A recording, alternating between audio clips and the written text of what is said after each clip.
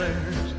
'Cause I know my Jesus answers all my prayers. Well, I know when he calls me to my home on high, I'll walk them golden stairs when I die, when I die.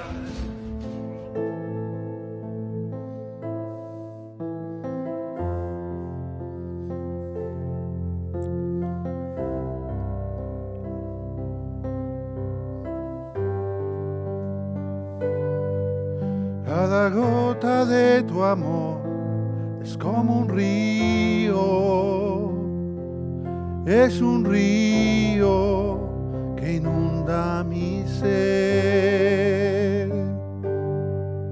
Tus palabras de aliento me dan la vida, me dan tu vida y me hacen creer.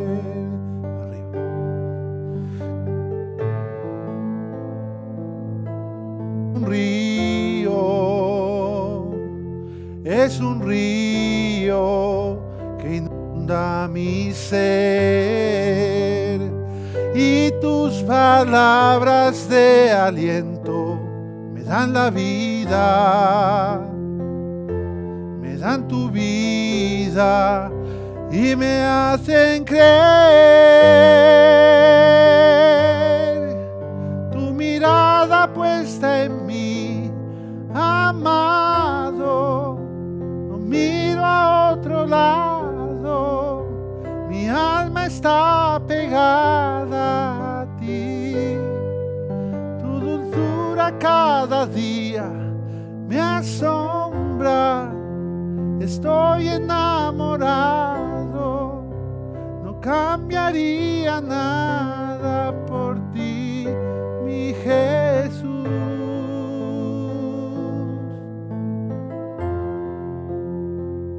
Mi Jesús,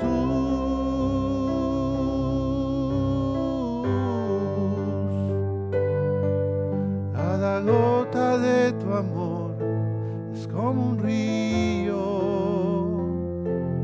es un río que inunda mi ser. Tus palabras de aliento me dan la vida, me dan tu vida y me hacen creer. Tu mirada puesta en mí, amado, no miro a otro lado, mi alma está pegada a ti. Tu dulzura cada día me asombra, estoy enamorado, no cambiaría nada por ti, mi Jesús.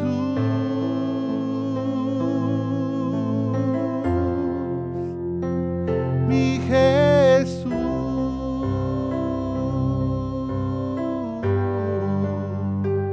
Mi Jesús.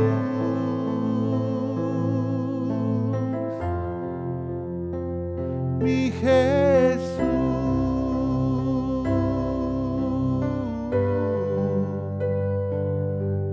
cada gota de tu amor es como un río. Hola a todos, un lunes más con vosotros por este medio de 10 a 11 de la noche. Soy Francisco Rubiales y me hago acompañar por mi bella esposa a los teclados, Pilar Moreno. Es una satisfacción poder estar aquí con vosotros. Bienvenidos a una nueva edición de Límites Insospechados. Me siguen preguntando por qué se llama Límites Insospechados el programa. El programa se llama Límites Insospechados porque es un programa que hablamos de aquel cuyos límites son insospechados. No es que sean unos límites que podamos medio comprender, medio concebir o medio entender. Ni siquiera la ciencia le puede poner límites al universo, cuanto más se le van a poner límites a quien creó el universo. Así que no podemos sospechar hasta dónde alcanza la mano de Dios. Dice la palabra de Dios que Dios es tan inmensamente grande que con solo 3 dedos de su mano puede recoger todo el polvo de la tierra. ¿Cómo le podemos poner límites a alguien así? alguien eterno, el alfa, el omega, el principio y el fin. Así lo declara la palabra. Algunas personas después del programa de la pasada semana me han preguntado también cuál es la sintonía de este programa, esa canción que se escucha al iniciarse el programa. Es un tema interpretado por Elvis Presley, uno de los muchos gospel que Elvis Presley interpretó en su larga en su carrera como cantante, y que se titula I'm gonna walk them golden stairs when I die, que significa cuando yo muera subiré por las escaleras doradas hacia el cielo. ¿Por qué? Porque de eso estamos hablando. En este programa hablamos de la oportunidad que tenemos por medio de nuestro Señor Jesucristo para ganarnos la salvación y ganarnos la vida eterna. Dice el Evangelio de Juan, capítulo 14, versículo 6, dice Jesús: yo soy el camino, yo soy la verdad y yo soy la vida, y solo a través de mí se llega al Padre. No hay camino a Dios nada más que Jesús. La religión no es un camino a Dios, querido amigo. Yo no sé si tú profesas alguna religión, pero la religión no te va a salvar, ni la religión te va a llevar a Dios. La religión no te va a redimir. El único que te redime es la fe. Lo único que te redime es tu fe en creer que la muerte de Cristo en la cruz, cómo Él derramó su sangre y cómo la palabra dice que esa sangre nos limpia de todo pecado y de toda maldad, es el único camino para la salvación y para nuestra reconciliación con el Padre. Pero antes de entrar en la palabra, quiero hacerte o poner en tu conocimiento algunas noticias o algunos anuncios. Por ejemplo, recuerda que todos los martes, miércoles, jueves y viernes a las 10 de la noche podéis contactar conmigo en directo a través de mi Facebook, Francisco Rubiales, Ministerio Evangelístico, conforme tenéis ahí en el rótulo a pie de pantalla. Martes, miércoles, jueves y viernes. Si tú quieres seguir aprendiendo de la palabra de Dios, los fundamentos de la vida en Cristo, ahí vamos a estar enseñándote cada noche. Martes, miércoles, jueves y viernes a las 10 de la noche en directo. Facebook, Francisco Rubiales, Ministerio Evangelístico. Y tengo otra muy buena noticia para ti, porque en los próximos días te anunciaré también la celebración de un extraordinario evento en Madrid, donde podremos conocernos personalmente y participar de las cosas del cielo y poder compartirlas unos con otros. Pero de eso ya te hablaré más calmadamente más adelante. Quiero decirte que si contactas conmigo, si me envías un WhatsApp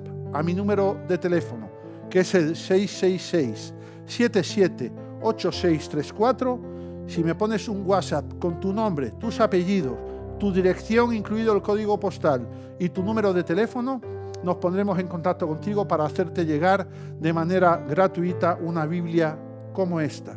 Pero entre todos los que nos llaméis, que también podéis hacerlo a través de correo electrónico, a mi correo limitesinsospechados@hotmail.com. Recuerda, dos caminos: WhatsApp y correo electrónico. WhatsApp 666-778634, correo electrónico limitesinsospechados@hotmail.com. Tu nombre con tus apellidos, tu dirección, código postal y número de teléfono para contactar contigo. Todos los que contactéis conmigo vais a recibir gratuitamente una Biblia. Pero de entre todos los que contactéis conmigo, vamos a entregar esta única Biblia, que es una Biblia de estudio Thompson, una Biblia de una edición muy especial. Es como aquella Biblia, solo que esta tiene mapas, tiene explicaciones, tiene reseñas históricas. Es una Biblia que se llama Biblia de estudio. Así que ya más adelante veremos a qué persona se la vamos a dar. Pero no adelantemos acontecimientos. No adelantemos acontecimientos porque todavía nos queda mucho por aprender y queremos seguir con la palabra de Dios en esta noche. Usted recuerda que la semana anterior estuvimos hablando acerca de un pasaje en la segunda carta a los Reyes, capítulo 4, versículo 8 en adelante, donde hablamos de Eliseo y la mujer sunamita. Hablábamos de aquella mujer que era una mujer muy importante, poderosa, con un marido poderoso, que vivía en un lugar llamado Sunam. Sunam, recuerda que le dijimos, significa el lugar de los dos reposos. Veíamos como aquella mujer, ella tenía el reposo de lo de la tierra, no le faltaba de nada de lo de la tierra, pero ella necesitaba el reposo del cielo. Cuando ella se cruzó con aquel profeta Eliseo, ella pudo decirle a su esposo: he conocido a un varón justo de Dios, a un profeta, hagámosle aposento en nuestra casa. No sé si usted vio el programa, yo lo estoy resumiendo para que usted lo recuerde. Si usted lo vio, pues puede volver a refrescarlo en su memoria. Dice que le hizo aposento en su casa. Aquella mujer tuvo un encuentro con el profeta cuando pasaba por delante de la puerta de su casa. Luego tuvo un encuentro más próximo cuando lo invitaba a comer y el profeta venía a comer a la casa. Pero aquello no era suficiente, porque lo que necesitaba aquella mujer era la presencia de ese profeta permanentemente en su hogar. Entonces le dijo a su esposo de levantarle un aposento. En ese aposento le pusieron cama, mesa, silla y candelero.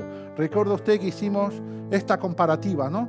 Que le tenemos que levantar aposento en nuestro corazón a Dios para tener el reposo de lo del cielo. Tenemos que recibir a Cristo como nuestro Señor y Salvador, recibirlo como nuestro Señor en nuestro corazón y que Él pueda vivir en nosotros. Y que si le ponemos cama en nuestro corazón, Él nos va a dar descanso. Si le ponemos mesa, Él nos va a dar provisión. Si le ponemos candelero, Él nos va a traer luz en medio de la oscuridad y de las tinieblas, de los problemas de la vida. Y si le ponemos silla, trono, Él va a reinar sobre nuestra vida. Y esto es lo que hablábamos la semana pasada. Pero hoy quiero que nos remitamos a otro libro también del Antiguo Testamento, al primer libro del profeta Samuel. Samuel, un hombre extraordinario, un profeta extraordinario, de los más importantes que ha habido en la historia de la humanidad y cuya vida viene relatada en el primer libro y en el segundo libro de Samuel en el Antiguo Testamento. Y ahí podemos ver que en este primer libro de Samuel, en el capítulo 1, comienza diciendo que hubo un varón de Ramataim de Zofim, dice que se llamaba Elcana. Dice, versículo 2, y tenía él 2 mujeres.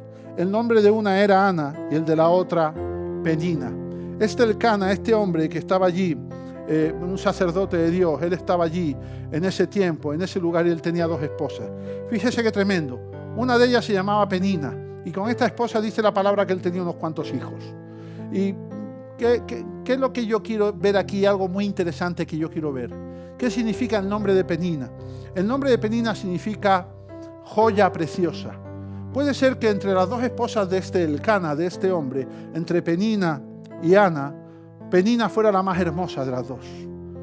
Y dice que esta Penina tuvo varios hijos con Elcana. Dice que Penina significa joya preciosa, o sea que está haciendo referencia a que esta mujer era una mujer de una especial belleza, era una joya preciosa. Pero fíjate que luego tenía la otra esposa, a Ana, y dice la palabra, si usted sigue leyendo, que esta esposa, esta Ana, era una mujer estéril, pero que ella cada día y cada cierto tiempo, cíclicamente, ella acudía e iba a la presencia de Dios a clamarle con lágrimas en los ojos para que le diera un hijo. Me gustó mucho también el significado del nombre Ana, porque si Penina significa joya preciosa, Ana significa gracia. Y usted me dirá, ¿qué es la gracia? La gracia es cuando usted recibe algo que usted no se merece. Esa es la gracia. ¿Cómo una mujer estéril como Ana iba a recibir un hijo si no fuera por gracia? No porque no se lo mereciera, sino sencillamente porque su sistema biológico era un sistema nulo, era muerto, era estéril. Solo la gracia de Dios podría permitir que esta mujer pudiera tener un hijo. De repente usted está experimentando en su vida tiempos de esterilidad. Usted necesita gracia. Usted necesita buscar de lo de Dios para que en su vida se cumplan todos aquellos aspectos que usted anhela. Todos aquellos sueños que Dios puso en el corazón de usted se puedan dar.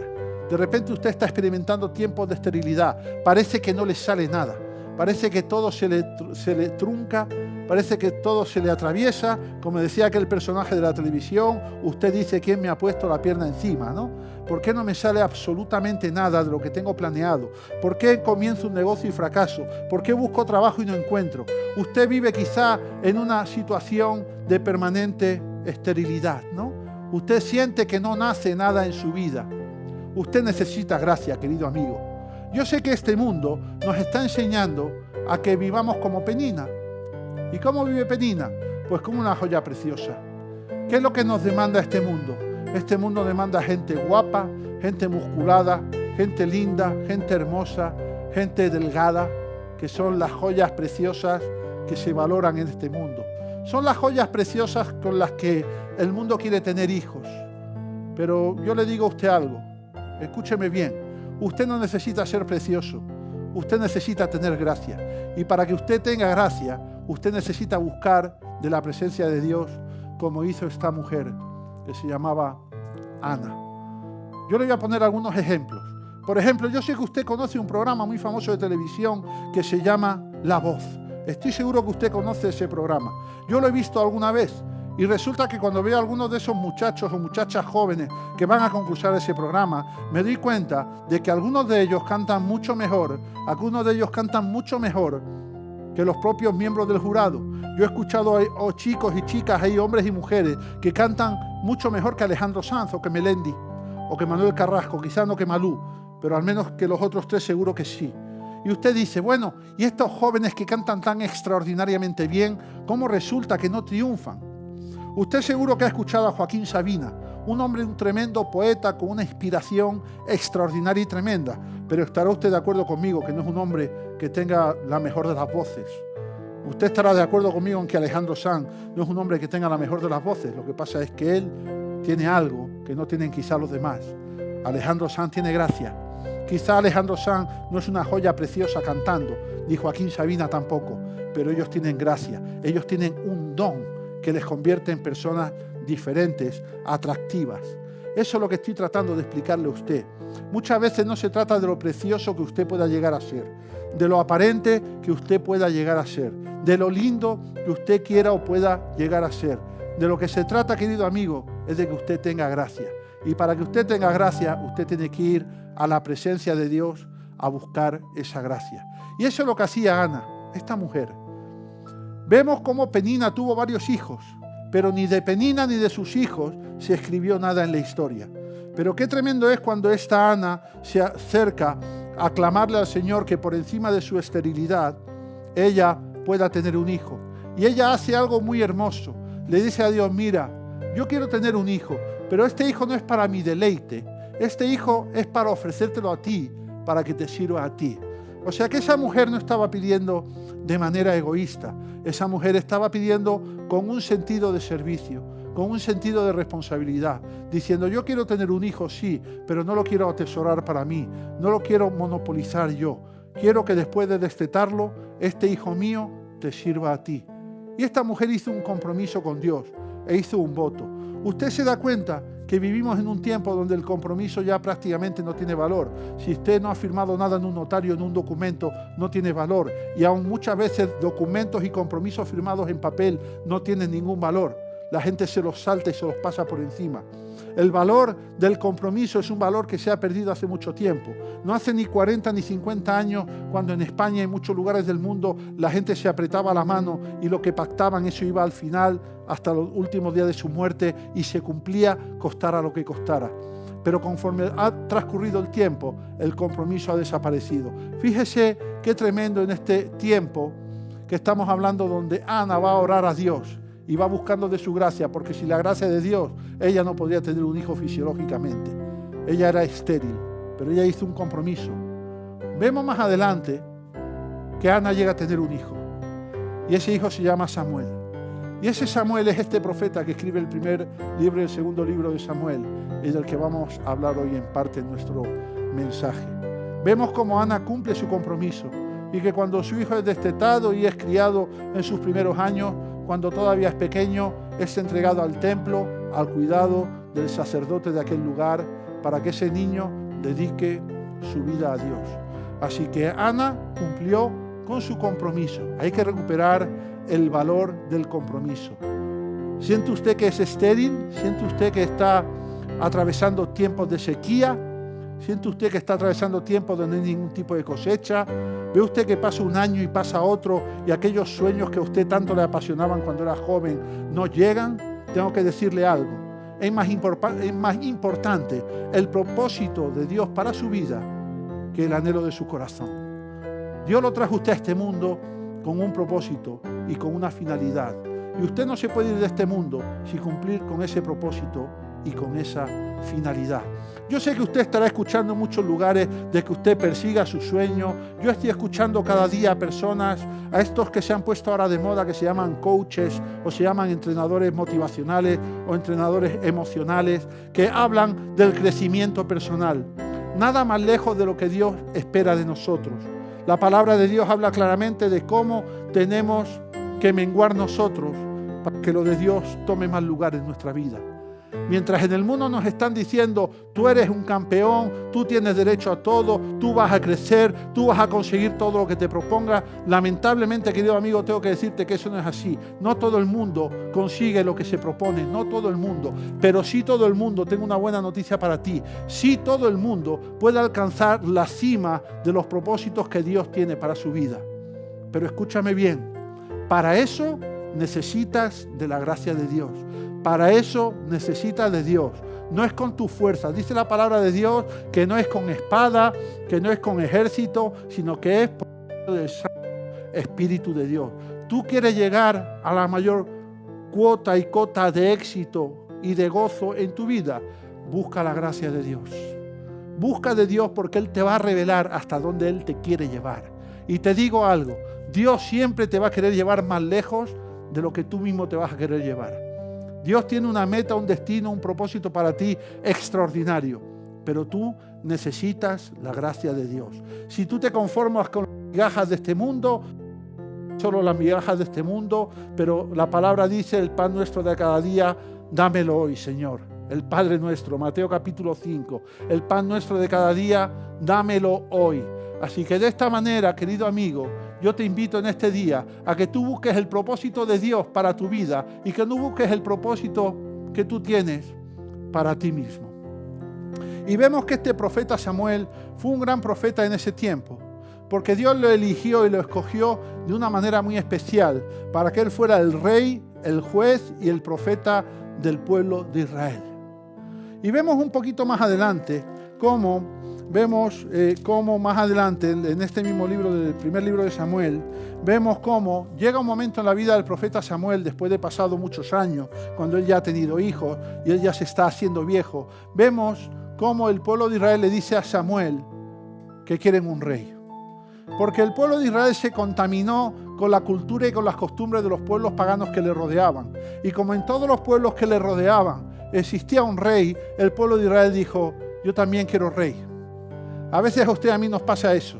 Nos dejamos llevar de las modas, nos dejamos llevar de las costumbres, no pensamos si es lo de Dios, si Dios quiere eso para nosotros, para nuestra vida. No buscamos en oración la gracia de Dios, la revelación de Dios. Por medio de su palabra no buscamos las respuestas a nuestras preguntas, porque Dios tiene mucho que hablarnos, pero el problema, querido amigo, es que usted y yo a veces tenemos engrosados, tenemos tapiados nuestros oídos espirituales.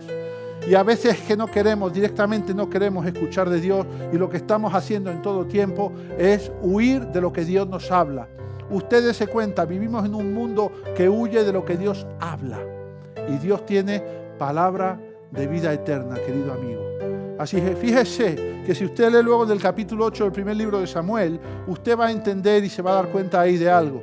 Que el pueblo de Israel, llevado por la contaminación de los pueblos que le rodeaban, él pidió que se le pusiera un rey.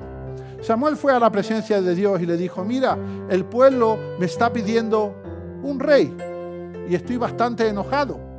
Y Dios le dijo, no te preocupes, este no es problema del pueblo contigo, es problema del pueblo conmigo. Le vamos a poner un rey. Entonces Dios levantó como rey de Israel a un tipo que se llamaba Saúl, que era el tipo más guapo de todo Israel, el más alto, el más fuerte, era el militar más destacado de todo el ejército. Y vemos como en ese tiempo Dios, ¿a quién escoge de rey para el pueblo? No lo escoge porque es el pueblo el que escoge el rey. El rey, ¿a quién escogió? Al tipo más fuerte, al más guapo, al más fornido, al que era más atractivo a la vista. El pueblo escogió a su Penina. Pero qué lindo que en el corazón de Dios había un tesoro guardado. En el corazón de Dios había un propósito para un hombre bajito, pequeñito, de la familia de Isaí, llamado David. Yo estoy seguro que usted, aunque sea en las películas de Semana Santa, ha escuchado en numerosas ocasiones la historia del rey David. Un hombre extraordinario escogido por Dios. De hecho, el nombre Saúl significa el que escogió el pueblo, pero David significa el que escogió Dios. A veces usted y yo escogemos por rey a quien nos quiere gobernar. Escogemos al príncipe del mundo. Escogemos al príncipe de mentira que gobierna este mundo. Usted y yo tenemos que recapacitar de vez en cuando para ver a qué rey hemos elegido. Hay gente que ha elegido como rey de su vida al fútbol. Hay gente que paga cable y televisión por ver fútbol. porque escogió como rey de su vida el fútbol. Hay gente que escogió como rey de su vida la pornografía. Hay gente que escogió como rey de su vida el sexo despendolado. Hay gente que escogió como rey de su vida las drogas. Hay gente que escogió como rey de su vida el chisme. Hay gente que escogió como rey de su vida un espíritu de victimismo, de rencor o de frustración. Hay muchos reyes en la tierra que usted y yo podemos escoger. Pero qué lindo es saber que Dios tiene un rey para nosotros. Para el pueblo de Israel se llamaba David. Para nosotros en este tiempo, desde hace 2000 años, ese rey se llama Jesucristo. La palabra dice que es el Rey de Reyes y el Señor de Señores. Así que esta noche yo quiero hacerle a usted pensar y lanzarle un reto y un desafío. ¿A cuál rey elige usted para que gobierne y reine sobre su vida? ¿Al rey de la tierra o al rey del cielo? ¿Usted quién quiere por rey? ¿A Saúl? Porque las drogas son atractivas, el sexo es atractivo, la pornografía es atractiva. Hay tantas cosas tan atractivas en el mundo que como con Saúl los miramos y nos quedamos absolutamente obnubilados. Pero qué lindo es ver cuando miramos al cielo y Dios dice, este es el rey que yo quiero para tu vida. El rey David del pueblo de Israel en este tiempo se llama Jesucristo. Hace 2000 años, qué poco atractivo resulta para mucha gente ver a un rey que murió en la cruz, prácticamente desnudo, y que resucitó al tercer día. Estamos acostumbrados en esta sociedad de consumo en la que vivimos, en esta sociedad materialista y hedonista en la que vivimos, a calibrar todo aquello desde el punto de vista de la belleza y del placer. ¿Cuál es la frase más pronunciada por nuestros jóvenes de este tiempo? Cuando algo no lo quieren hacer, sencillamente dicen, es que no me apetece, es que no tengo ganas. El valor, el criterio para hacer las cosas o no hacerlas es ¿me apetece o no me apetece? Porque se ha perdido una perspectiva del compromiso y una perspectiva de la obligación y una perspectiva de lo que tengo que hacer sí o sí. Qué tremendo es ver que en este mundo tanto seguían por un príncipe llamado Saúl, que en el simbolismo de la iglesia podemos compararlo con Satanás, con el príncipe de mentira, con el diablo. Hay tantos instrumentos que usa el diablo para tenernos entretenidos. Hay tantos instrumentos que usa el diablo en este mundo para tenernos desenfocados. Piense usted un poco, escudriñe, analice su vida. ¿A qué le está dedicando su vida? ¿A qué rey usted está sirviendo en este tiempo? ¿Está sirviendo a un rey que es del suelo o a un rey que es del cielo? Yo le invito en esta noche y le invitaré más tarde a que usted acepte y reciba a Jesucristo como su Señor y su Salvador y como el Rey de su vida. Aquel del que hablábamos en anterior ocasión, aquel del cual usted en su corazón le pone una silla, le pone un trono, para que como Rey se siente y reine sobre su vida.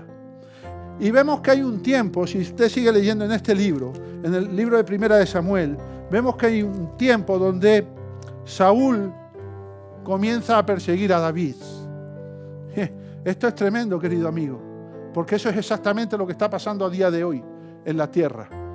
Los príncipes de esta tierra están persiguiendo todo aquello que suena a Cristo, todo aquello que suena a cristiano. Hay lugares del mundo donde los cristianos mueren por ser cristianos. En Nigeria, por ejemplo, queman, incendian las iglesias cristianas con todos sus feligreses dentro y les meten fuego y los queman ahí vivos a todos, porque no admiten. Porque hay un Saúl de este siglo XXI, hay un Saúl de este tiempo que odia todo lo que tiene que ver con Cristo. Del mismo modo que Saúl odiaba todo lo que tenía que ver con David. Vemos que en este tiempo el príncipe de este mundo odia todo lo que tiene que ver con Jesús. El príncipe de este mundo, el diablo, Satanás, quiere tenernos postrados delante de su presencia. Y para eso él permite y utiliza un montón de herramientas de sometimiento de la humanidad. Pero qué rico y qué lindo es saber, como dice Jesucristo en el Evangelio de Juan, capítulo 8, versículos 32 y siguientes. Él dice, conocerás la verdad y la verdad te hará libre. ¿Quién es la verdad, querido amigo? La verdad es Jesucristo. Juan 14, 6. Jesús dice, yo soy el camino, la vida y la verdad. El camino, la verdad y la vida. Mire, todo lo que no sea seguir a Cristo es estar esclavizado. Yo conozco a esa gente que fuma y dice, no, yo fumo porque yo quiero. No, es mentira. Usted fuma porque tiene adicción por el tabaco. Así de claro. No, yo puedo dejar este vicio cuando yo quiera. No, perdóneme. Usted no puede dejarlo. Usted está enviciado. Usted es esclavo de ese vicio y de esa atadura del diablo. Y yo reprendo al diablo en esta noche en el nombre de Jesús. Y cada cual que usted me esté viendo y esté atado por algún vicio, yo reprendo al diablo en el nombre de Jesús y declaro y proclamo sanidad y liberación para su vida. Ahora, qué lindo es ver cómo existe este paralelismo. En los tiempos del profeta Samuel, estamos hablando hace un mogollón de siglos, aproximadamente 9 o 10 siglos antes de Cristo. Estamos viendo cómo en los tiempos del profeta Samuel, Saúl perseguía a David. Y estamos viendo cómo en el siglo XXI el diablo y todo lo anticristiano está persiguiendo todo lo cristiano. Usted está viendo cómo los tiempos se están precipitando en cada lugar. Las persecuciones son civilinas. En algunos lugares del mundo a los cristianos. Los lapidan incluso, los queman. En España todavía no hay una persecución tan violenta. Pero, querido amigo, vamos en esa dirección. Así que anímese porque en Cristo usted tendrá libertad. En Cristo usted va a obtener liberación. Y en Cristo usted va a tener salvación. Anímese. Aprenda usted a escoger el rey que merece la pena. El rey que merece la pena se llama Jesús. No se llama el diablo, el príncipe de este mundo. Y vemos como en tiempo de Samuel, Saúl perseguía a David. ¿Y David qué hacía? Nos vamos al capítulo 22 del primer libro de Samuel. Y vemos como en este capítulo 22 dice así la palabra del Señor. Dice, yéndose luego David de allí, huyó a la cueva de Adulam. Y cuando sus hermanos y toda la casa de su padre lo supieron, vinieron allí con él. Y se juntaron con él todos los afligidos, y todo el que estaba endeudado, y todos los que se hallaban en amargura de espíritu. Y fue hecho jefe de ellos, y tuvo consigo como 400 hombres. Escúcheme usted bien. David estaba huyendo de Saúl. Por eso dice, yéndose luego David de allí, huyó a la cueva de Adulam. David iba de un lado a otro, de un lugar a otro, huyendo de Saúl para que Saúl no lo matara. ¡Qué tremendo! Y vemos en este pasaje que él venía de huir de otro lugar y llega a un lugar que se llama la cueva de Adulam. ¡Qué tremendo! Una cueva. ¿Usted qué le evoca una cueva? Una cueva es un lugar profundo, oscuro, húmedo, silencioso y solitario. Pero dice aquí la palabra que esta cueva se llamaba la cueva de Adulam. Si usted investiga un poco de lo que significa Adulam, el nombre Adulam significa refugio. Y usted va a ser sincero conmigo esta noche, porque estoy seguro que usted ha experimentado las mismas experiencias que yo. Yo sé que usted y yo en alguna ocasión hemos querido meternos en una cueva donde nadie nos encuentre. Porque nos iba tan mal, nos decepcionamos tanto, nos veíamos tan desvalidos, tan abandonados, que solo queríamos estar en un lugar profundo, oscuro y solitario, donde nadie nos encontrara. ¡Qué tremendo! Pero el nombre Adulam significa refugio. A veces las cuevas emocionales, sentimentales y de carácter y de cualquier otra índole en nuestra vida nos sirven de refugio. La cueva, el lugar de refugio, es un lugar donde podemos tomar un poco de oxígeno y descansar mientras vemos qué ocurre con nuestra vida. Fíjese que esta cueva de Adulam, Adulam significa el refugio. Y dice que David, huyendo de Saúl, llegó a esa cueva de Adulam. Y dice que cuando él llegó allí, sus familiares y unos 400 desarrapados que había por allí fueron a esa cueva a juntarse con él. Qué tremendo que dice, que habla y que dice que se juntaron con él todos los afligidos. Oiga, ¿usted ha estado afligido alguna vez? Estoy seguro que sí. Estoy seguro que algún problema en su matrimonio, con sus hijos, en el trabajo, usted fue despedido, le va mal el negocio y usted llega a su casa afligido en la noche.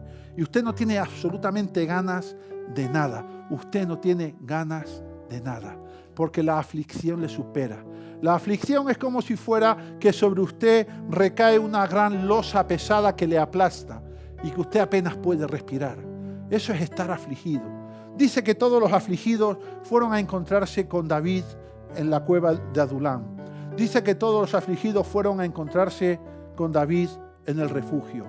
En el siglo XXI, los afligidos nos encontramos con ese Jesucristo perseguido por el mundo, nos encontramos en el refugio, que es la misma mano de Dios que nos atrapa, nos guarda y nos protege de todo mal y de todo peligro.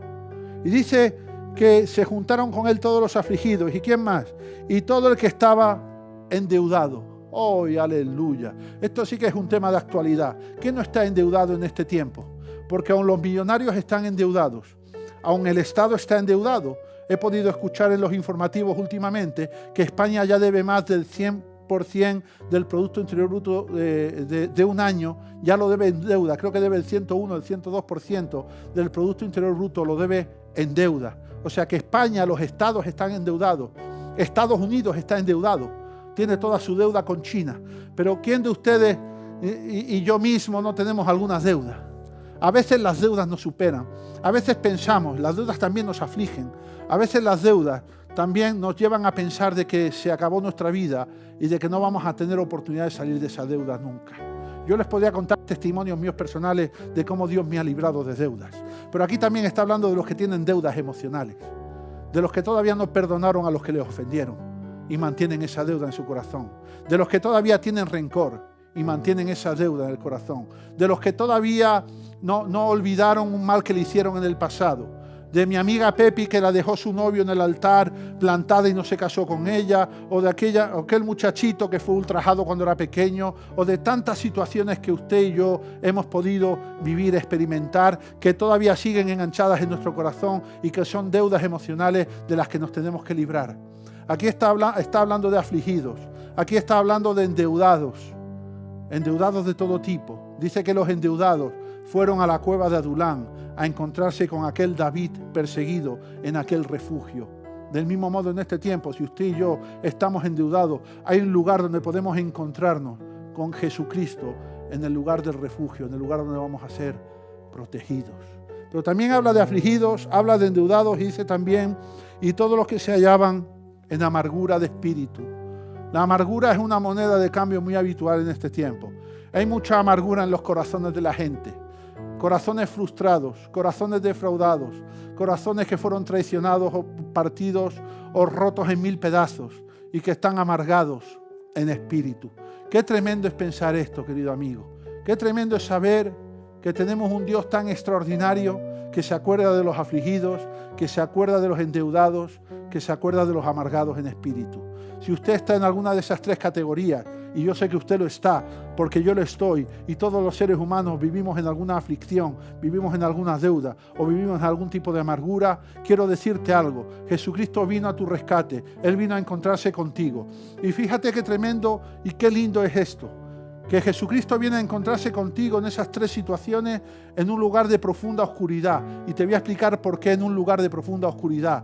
Porque solo en la más profunda oscuridad puede resplandecer la luz de Cristo y tener un encuentro con Él. ¡Qué tremendo! ¡Qué tremendo! Usted sabe en la madrugada cuándo es el momento en el que hay mayor oscuridad, la oscuridad más profunda de la madrugada. Yo le voy a decir cuándo. Ese momento es exactamente un segundo antes de que comience a amanecer. Así que si usted está viviendo una situación de aflicción, usted está amargado espiritualmente, usted está endeudado, usted apenas puede respirar, usted cree que no va a poder escapar de la situación que está viviendo, usted está siendo perseguido, usted está con apreturas económicas en sus finanzas, usted tiene rebelión de sus hijos o problemas en su casa, en su matrimonio, usted tiene cualquier problema, yo quiero decirle algo. En esa cueva de oscuridad en la que usted está siendo protegido por Dios, pero Dios va a venir al encuentro de usted. El Evangelio de San Juan, capítulo 16, versículo 33, dice así el Señor Jesús: en el mundo tendréis aflicción, pero confiad, yo he vencido al mundo. Qué tremenda promesa de parte del Señor. Él también, Mateo 28, versículo 20, Él dice: yo voy a estar con vosotros todos los días de vuestra vida hasta el fin del mundo. Tenemos un Dios poderoso que va a estar con nosotros todo el tiempo. Tenemos un Dios poderoso que nos respalda. Tenemos un Dios poderoso que nos protege. Tenemos un Dios poderoso que nos guarda. En un salmo el Señor dice que Dios acampa alrededor de los que le temen y los defiende. ¿De qué está hablando esta palabra? De que tenemos que buscar la presencia de Dios, tenemos que buscar la gracia de Dios. Cuando estamos en aflicción, cuando estamos en deuda, cuando estamos en amargura, tenemos que buscar el refugio en la presencia de Cristo, encontrarnos con Dios y encontrar salvación, alivio, liberación y libertad en esa situación que estamos viviendo. Y dice que Y se juntaron con él todos los afligidos y todo el que estaba endeudado y todos los que se hallaban en amargura de espíritu, y fue hecho jefe de ellos. ¡Qué tremendo! ¿Por qué fue hecho David jefe de ellos? De estos 400 desarrapados de la tierra, los más afligidos, los más amargados, los más endeudados, se juntaron con Cristo. ¿Usted para quién cree que es Jesucristo en este tiempo? Jesucristo es para los ricos y Jesucristo es para los pobres. Pero hay como dice la palabra dice, ¡ay, qué tremendo es, qué difícil que un rico entre en el reino de los cielos! ¿Sabe por qué dice eso? Porque la palabra también dice que raíz de todos los males es el amor al dinero. ¿Es malo tener dinero? No, no es malo. Lo importante es que si usted tiene dinero, que el dinero no se convierta en el Dios de usted, no se convierta en el rey de su vida. Usted puede tener todo el dinero que quiera, pero siempre que Dios sea el número uno en su corazón. Por eso dice la palabra, cuán difícil es que un rico entre en el reino de los cielos. Y dice algo muy curioso, y dice, es más difícil que entre un rico en el reino de los cielos que una soga un camello entre por el ojo de una aguja. Realmente dice una soga, pero se ha traducido como un camello. Así que fíjese, por eso cuando vemos estos ejemplos, vemos que Cristo está ¿con quién? Con los afligidos. Que Cristo está con los amargados. Que Cristo está con los endeudados. Usted está en alguna de esas condiciones. Usted necesita el reposo de la tierra, pero usted también necesita el reposo del cielo. Usted necesita juntarse con Cristo y declararlo su jefe, como hicieron todos estos hombres, estos desarrapados de la tierra. ¿Qué hicieron ellos? Considerar a Jesús, a David como su jefe. ¿Qué tenemos que hacer usted y yo? Confesar a Jesucristo como nuestro jefe, como nuestro rey, como nuestro salvador. Ahora yo le voy a decir algo. Usted puede ser que esté en la profundidad y en la oscuridad y en la soledad y la frialdad de una cueva. Y puede ser que usted se encuentre ahí con Jesús y Jesús le va a liberar. Porque usted, dice la palabra del Señor, conoceréis la verdad y la verdad os hará libre. Eso dice Juan 8:32. Pero fíjese usted algo, usted no va a estar mucho tiempo en esa condición. Porque una vez que usted en el refugio, en la oscuridad, en el problema, se encuentre con Cristo, Cristo lo va a sacar a usted ahí del problema. Pero usted tiene que proclamar con su boca que Jesús es el Señor. Porque aquí ya no vale aquellos que buscan solo a Dios para resolver sus problemas, para resolver sus necesidades. Los que hacen eso están practicando religión. Los que solo buscan a Cristo para obtener prosperidad, permanecerán con Cristo hasta el momento en que sean prósperos. Hay gente que busca a Cristo solo por una necesidad. Hay gente que busca a Cristo solo por encontrar un esposo, una esposa. Hay gente que busca a Cristo solo por salir de sus deudas. Hay gente que solo se acuerda de Dios el último día de mes cuando hay que pagar la renta, hay que pagar la hipoteca. Pero ese no es el Cristo que estamos predicando. Estamos predicando un Cristo que anhela y desesperadamente que le abramos nuestro corazón para que Él viva con nosotros del 1 al 31 de cada mes, para tener intimidad con nosotros y para caminar en nuestros caminos. Escúcheme bien, hay gente que se mete en la cueva y entonces son apoderados de un espíritu de victimismo y quieren permanecer en la cueva todo el tiempo, porque no hay nada más cómodo que darse pena a uno mismo. Pero Cristo no quiere eso, porque fíjese lo que dice la palabra a continuación. Dice versículo 3, capítulo 22 de 1 de Samuel, dice, y se fue David de allí a Mizpa. O sea que David, que es el tipo de Jesucristo, el símbolo de Jesucristo en esta historia, dice que estuvo en la cueva de Adulán, pero que no estuvo mucho tiempo, que inmediatamente se fue a Mizpa. Escúcheme bien, cuando David se fue a Mizpa, los 400 desarrapados que estaban con él en la cueva se fueron con él. No se quedaron en la cueva. Cuando Jesucristo viene a la vida de usted, Jesucristo va a querer llevarle a usted a espacios abiertos, a espacios de luz. Jesucristo quiere encontrarse con usted para sacarlo de la cueva de su perdición eterna, porque usted y yo somos pecadores, hemos pecado y hemos perdido la gloria de Dios. Entonces nosotros necesitamos reconciliarnos con Dios por medio de Jesucristo. Escúcheme bien. No podemos permanecer toda la vida en la cueva, dejándonos gobernar por un espíritu victimista. Hay gente tan victimista que se acostumbra tanto a estar en la cueva, en la oscuridad, en la aflicción, en la deuda y en la amargura, que van a Ikea y amueblan la cueva para quedarse a vivir ahí por toda la vida. Y eso es un error. Dice la palabra de Dios que no estuvo mucho tiempo allí David en esa cueva. Que David no estuvo allí mucho tiempo en la cueva. Dice que inmediatamente salió de la cueva, se llevó a los 400 con él y se fue a Mizpa. Yo quiero decirle a usted algo. ¿Sabe usted que le he dicho que Adulán significa el refugio?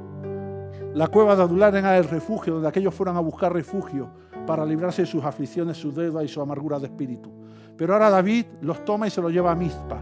Mizpa significa la torre de vigilancia. Qué tremendo es cuando nos encontramos con Cristo en medio de nuestros problemas. Qué extraordinario es eso, que Cristo viene y se encuentra con nosotros y nos dice: aquí estoy yo, te extiendo la mano, reconóceme como tu Señor y Salvador, déjame que reine en tu vida, déjame que ponga orden en tu vida, y poco a poco vamos a salir de esta oscuridad. Yo he venido a traer luz a tu vida, he venido a traer luz a tu caminar, quiero ser una lumbrera a tus pies para que salgas de estos problemas, pero ahora espabilate, levántate, porque te quiero sacar de la profundidad de la cueva para llevarte a lo alto de la torre. Quiero sacarte de la profundidad de la oscuridad para llevarte a la altura de la plena luz.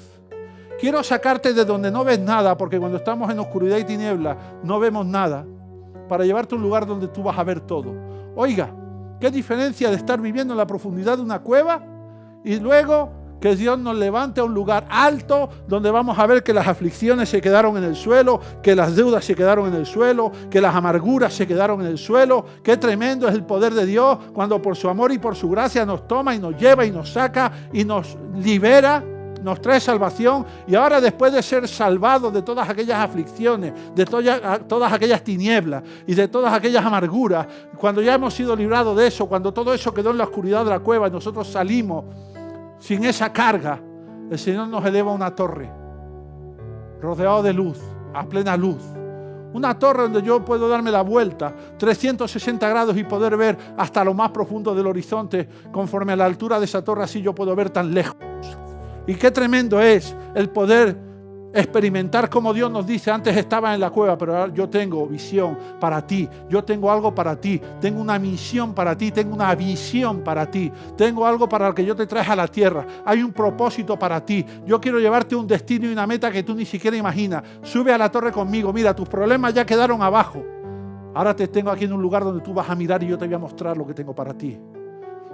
Pero yo tengo que ser tu rey, yo tengo que seguir siendo tu Salvador, yo tengo que seguir siendo tu Señor. De esta manera, qué tremendo es ver cómo el Señor nos saca de lo profundo y nos lleva a lo alto. Nos saca de lo oscuro y nos lleva a la plena luz.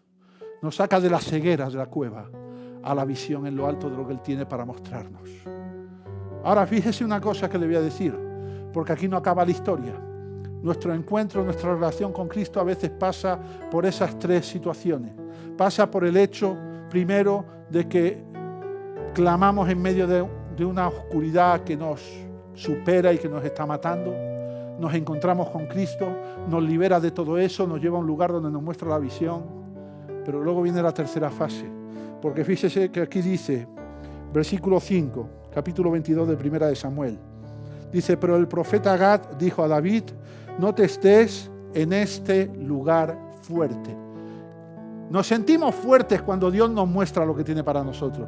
Nos sentimos fuertes cuando Dios nos libra de las deudas, de las aflicciones y de las amarguras de espíritu.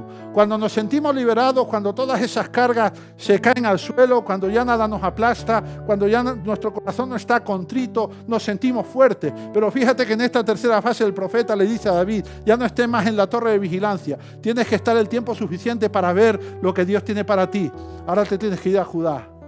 Ahora dice: no te estés en este lugar fuerte, anda y vete a tierra de Judá. ¿Por qué lo mandó el profeta David a tierra de Judá? Porque en tierra de Judá era donde estaba la guerra, era donde estaba la batalla. Mire usted, Dios le va a sacar de la cueva, le va a subir a la torre, le va a mostrar la visión y ahora le va a mandar a la guerra. Porque la vida, querido amigo, es una guerra. Pero qué tremendo saber que esa guerra, cuando estamos de parte de Dios, la pelea Dios por nosotros. Pero Dios tiene que ser el número uno en nuestra vida. Tiene que ser el Rey de Reyes, el Señor de Señores de nuestra vida, nuestro Salvador, a quien confesamos, el número uno, por encima de todas las cosas. Cuando Dios es ese número uno en nuestra vida, Él pelea nuestras batallas. Es en esa batalla donde vamos a conseguir los propósitos y los destinos que hay para nuestra vida. Querido amigo, quiero terminar con esto, porque me queda poco tiempo. En la primera carta que escribió el apóstol Pablo a la iglesia en Corinto, que se llama Primera de Corintios, así dice la palabra de Dios, capítulo 1, versículos 26 al 28. Te lo quiero leer esto para que veas que lo que aquí se dice es lo que hemos visto en Samuel, en Primera de Samuel. Dice: pues mirad, hermanos, vuestra vocación, que no sois muchos sabios según la carne, ni muchos poderosos, ni muchos nobles. O sea que usted y yo somos como aquellos 400 que fueron a encontrarse con David en la cueva de Adulán y que luego fueron a la torre y que luego fueron a la batalla. Aquellos 400 que eran unos desarrapados, unos indigentes, finalmente fueron llamados los valientes de David. Y aquellos son como nosotros. Fíjate lo que dice el apóstol Pablo para este tiempo. Dice, mirad, hermanos, vuestra vocación, que no sois muchos sabios según la carne, ni muchos poderosos, ni muchos nobles, sino que lo necio del mundo escogió Dios para avergonzar a los sabios, y lo débil del mundo escogió Dios para avergonzar a lo fuerte. Y lo vil del mundo y lo menospreciado escogió Dios, y lo que no es, para deshacer lo que es, a fin de que nadie se jacte en su presencia. Querido amigo, querido hermano, tenemos que ser humildes, reconocer que no podemos ya seguir peleando con Dios. Dios es el Creador, el Eterno, el Alfa y el Omega. Su Hijo Jesucristo murió por ti en la cruz para perdón de tus pecados y de mis pecados. Es el tiempo que nos rindamos a sus pies. Es el tiempo que nos postremos a sus pies. Es el tiempo que dejemos de mirar al suelo y rendirle pleitesía a los saúles, a los reinos de esta tierra, a los reyes de esta tierra, para rendirle nuestro corazón y nuestra vida al Rey que Dios escogió para nosotros, a Jesucristo. Te invito esta noche que hagas esta oración conmigo y digas, Padre, hoy he entendido que te necesito en mi vida. Dios mío, he entendido que solo por medio de Jesús podré acercarme a ti. Por eso lo recibo en mi corazón y creo que Él es el Rey de mi vida y me sujeto a Jesucristo como mi Rey. Ya no quiero ser esclavo de los saúles, de los reyes de este tiempo y de esta tierra. Ya quiero servir al único Rey de reyes y Señor de señores, que se llama Jesucristo. Por eso, Señor, perdona mis pecados, perdona mi pasado, perdona lo que hice mal. Hoy quiero comenzar de cero contigo. Yo quiero, Señor, encontrarme contigo en esta oscuridad de mi vida. Yo quiero que me lleves a la torre y me muestres lo que tienes para mí. Y yo quiero que luego me respaldes en la guerra. Yo quiero decir, Jesús es el Señor, y quiero decir, solo Cristo salva. Te entrego en mi vida, en el nombre poderoso de Jesús. Amén y amén. Así dice este himno. Le damos la gloria a Dios. Renuévame, Señor Jesús. Ya no quiero ser igual. Renuévame, Señor Jesús. Pon en mí tu corazón,